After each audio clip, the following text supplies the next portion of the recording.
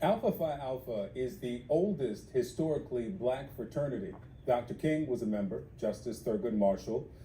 According to the LGBTQ advocacy group GLAAD, it's considering a ban on transgender members.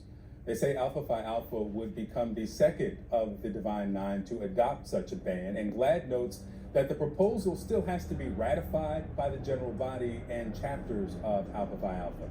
Now, we reached out to the fraternity to invite them on or for a statement about their transgender member policy. We have not heard back. One of the groups now calling out Alpha Phi Alpha is the National Black Justice Coalition. It's a civil rights organization which advocates for Black LGBTQ people. Their CEO and executive director, Dr. David Johns, joins us now. Good to have you back on. Let me start here. You have said that if this becomes policy, this is a betrayal of their own legacy. Explain that. Yes, and I want to be clear before answering that. First, let me say thank you for inviting me and the audience to have this conversation. That in addition to representing a legacy civil rights organization that understands that as long as there have been people, I remix that acknowledging that all people originate in Africa, as long as there have been Black people, even before the terms lesbian and gay existed, we occupy beautifully diverse ways of being. I also am a student of history, and I know what Fannie Lou Hamer taught us, which is that none of us are free unless and until all of us are free. I also approach this conversation as a member of a Black Greek letter organization. I'm a member of Kappa Alpha Psi Fraternity Incorporated, the greatest fraternity known to man. And both Kappa Alpha Psi and Alpha Phi Alpha were founded at historically white institutions to support those of us who know the sting of stigma and the damage that discrimination can have, and to privilege the assumption that a doctor makes by assigning gender at birth over the identity of one who is making a determination while also seeking membership of an organization reeks of white supremacy. And it is counterintuitive to why our organizations were founded. So it's interesting that you mentioned that Alpha and the Kappa Alpha Psi were founded at predominantly white institutions, because I went to Howard, where 5 of the 9 were founded.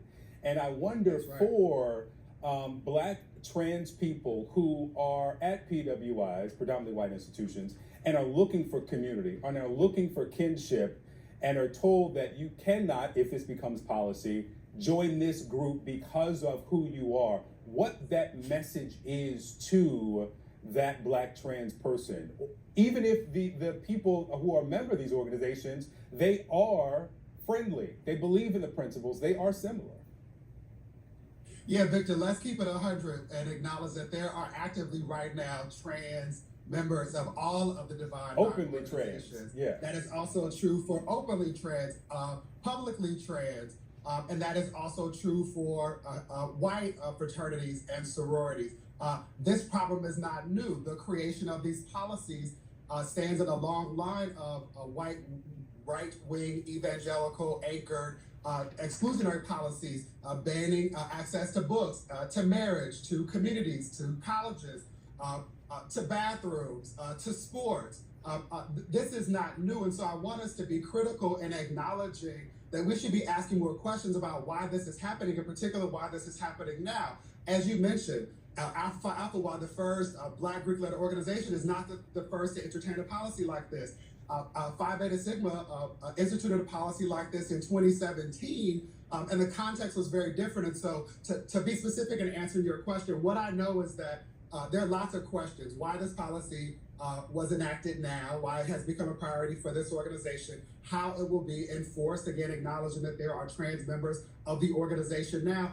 And in particular, what this will do is weaponize people who are interested in outing people who are trans. The only way that this policy can be enforced is if somebody says, when somebody expresses interest in one of our organizations, that this person was not assigned male at birth or female at birth in the case of our sister organization. And so what I want us to be thoughtful about is that all of these organizations, like so many other institutions in the Black community, represent venerated spaces. They take up venerated spaces. They provide windows and mirrors into what's possible, especially when you have access to a supportive community. And my hope is that institutional leaders, whether appointed or elected or otherwise, hear my heart when I ask them to appreciate two things. One, this is not consistent with where the Black community is. Yeah. We collected data at NBJC with 5 partner organizations. You can find it at nbjc.org Black Fact.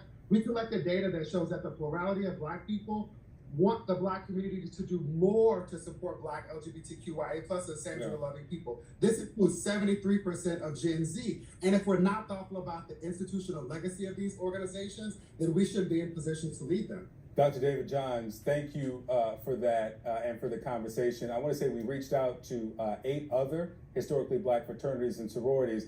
Delta Sigma Theta sorority got back to us. They said in part that they consider for membership individuals who consistently live and self-identify as women regardless of the sex assigned to them at birth. The others have not responded. We'll be right back.